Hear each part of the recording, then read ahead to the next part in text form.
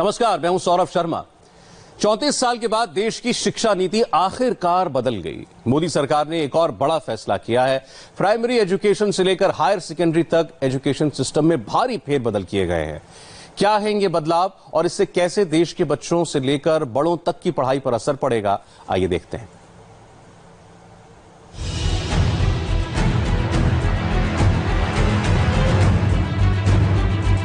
हिंदुस्तान के भविष्य को उज्जवल बनाने के लिए मोदी सरकार ने शिक्षा नीति में क्रांति लाने की शुरुआत की है। मोदी सरकार ने 3 दशकों बाद आखिरकार देश की शिक्षा नीति बदल दी है। अब 10+2 का फॉर्मेट खत्म कर दिया गया है। 10+2 फॉर्मेट की जगह 5+3+3+4 फॉर्मेट होगा। अब स्कूल के पहले 5 साल में प्राइमरी स्कूल के 3 साल और क्लास 1 और 2 सहित फाउंडेशन स्टेज शामिल है। फिर अगले 3 साल को क्लास 3rd से 5th की तैयारी के चरण में विभाजित किया जाएगा। नई शिक्षा नीति के तहत कोशिश यह है कि बोर्ड परीक्षा को ज्ञान आधारित बनाया गया है, जिससे रटकर याद करने की आदतों को कम किया जा सके। साथ ही आर्टिफिशियल इंटेलिजेंस की मदद से हर साल रिपोर्ट कार्ड तैयार होगा। कॉलेज की पढ़ाई में भी बड़े बदलाव किए गए हैं।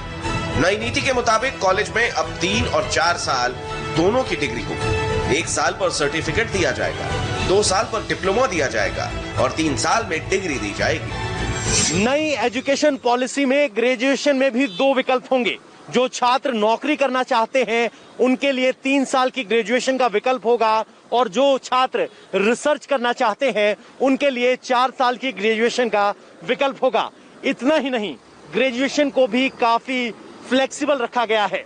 मसलन 1 साल पूरा करने पर सर्टिफिकेट, 2 साल पूरा करने पर डिप्लोमा और 3 साल पूरा करने पर डिग्री। यानी कोई छात्र अगर पढ़ाई बीच में छोड़कर कुछ काम करता है और बाद में वो अपनी डिग्री पूरा करना चाहता है तो उसके पास वो डिग्री पूरा करने का भी विकल्प होगा। यानी शिक्षा अब ज्यादा फ्लेक्सिबल होगी। यही नहीं, सरकार का पूरा फोकस मातृभाषा पर है।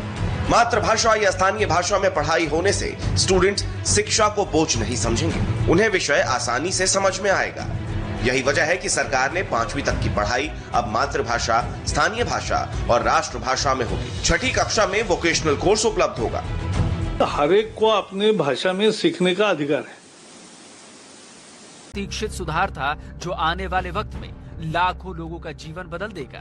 मुझे विश्वास है कि पूरा समाज और सभी देशवासी इसका स्वागत करेंगे और दुनिया के शिक्षाविद भी इसको निश्चित रूप से सराहना करेंगे।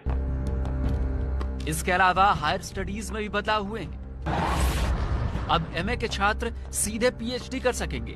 छात्रों को एमफिल भी नहीं करना होगा।